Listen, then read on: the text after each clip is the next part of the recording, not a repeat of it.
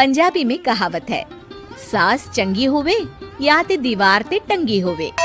संगीता की शादी भी एक ऐसे ही घर में होती है जहां उसकी सास दीवार पर टंगी होती है। ससुर और पति शादी के पहले दिन उसे सास के फोटो के सामने ले जाते हैं, जहां ससुर जी कहते हैं, बेटा संगीता, ये तुम्हारी सास थी, बहुत नेक और भली, लेकिन थोड़ी गुस्सैल थी। गुस्सा आने पर सब तहस नहस कर देती थी, पर अब ये इस दुनिया में नहीं है।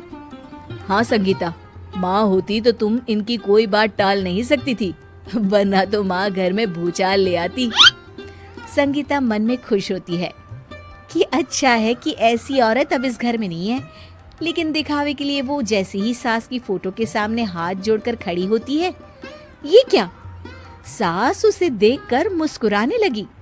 संगीता आंखों को मलकर एक बार फिर से देखती है, लेकिन फिर सास के चेहरे का भाव, भंगिमा यानी एक्सप्रेशन बिल्कुल बदले होते हैं। वो अपने पति और ससुर को कहती है, माँ की तस्वीर तो स्माइल कर रही है। ना बेटी, ये कैसे संभव है? जरूर तुम्हें कोई गलती हुई होगी, ऐसा कैसे हो सकता है? लगता है तुम शादी की सारी फॉर्मेलिटी करते करते थक गई हो, तुम्हें आराम की जरूरत है संगीता। खैर, सारे संगीता की बात को इग्नोर कर कमरे में चले जाते हैं। वैसे सास की फोटो पर एक्सप्रेशन एक के बाद एक बदलते ही रहते हैं। सुबह होती है, पति और ससुर को काम पर भेजकर संगीता कमरे की सफाई करने में लग जाती है कि तभी उसे आवाज आती है, टेबल ठीक से साफ करो। ऐसे भी कोई टेबल साफ करता है? इससे अच्छा तो ये गंदा ही था। किसी औरत की आवाज सुन संगीता दंग रह जाती है और सोचने लगती है कि आवाज कहाँ से आई। आवाज को नजरअंदाज कर वो फिर से अपना काम करना शुरू करती है, लेकिन इस बार तो आवाज बिल्कुल उसके कान के पास से आती है। मेरा घर है ये, जब तक मैं थी चमका कर रखती थी, हर एक चीज शीशे की तरह थी। तुम्हें तो ना सफाई आती है ना कुछ पता है। क्यों तुम्हें मेरे घर की जिम्मेदारी दे दी गई है? पता नहीं तुम में मेरे बेटे को क्या दिखाई दिया। मैं होती तो एक से बढ़कर एक लड़कियों की लाइन लगा देती। अब संगीता को समझने में देर नहीं लगी कि ये आवाज किसी और की नहीं बल्कि उसकी सास की है, जो दीवार पर टंगी है। वो उसके पास जाती है और कहती है, नमस्ते सासू माँ, मुझे तो कल ही लग रहा था कि दीवार में कुछ काला है।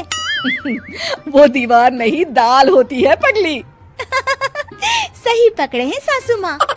तो क्या हो गया आपको जो आप यहाँ भी चैन से नहीं बैठी हैं? सुना मैंने आपका व्यवहार काफी गुस्से वाला था।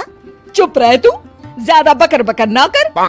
घर का काम करना तो आता नहीं, आई है मुझसे बहस करने। हाँ देखिए सासू माँ, मैं आपसे साफ साफ कह देती हूँ, मुझसे पंगा लेने की कोशिश मत करिएगा। तभी पीछे से संगीता का पति आता है। अरे संगीता, किससे बात कर रही हो? कौन है वहाँ? संगीता की सास की फोटो फिर से पहले जैसी हो जाती है। आपकी माँ से कह रही थी कि मुझे काम करना आता। अरे संगीता, माना सास के ताने हर बहू को अच्छे लगते हैं, लेकिन यहाँ तो माँ है ही नहीं, तुम तो फोटो से ही। तुम भी लाजवाब हो संगीता। किसी को विश्वास नहीं होता कि संगीता अपनी मरी हुई सास की फोटो से बात करती है। वहीं आए दिन संगीता की सास संगीता को किसी न किसी बात पर आते जाते ताने देती। संगीता को भी अब सास के तानों और उनसे बात करने की आदत हो गई। वो कभी खानदान की कहानी तो कभी तीज त्योहार कैसे मनाए या किसी व्यंजन की रेसिपी सास से ही पूछती।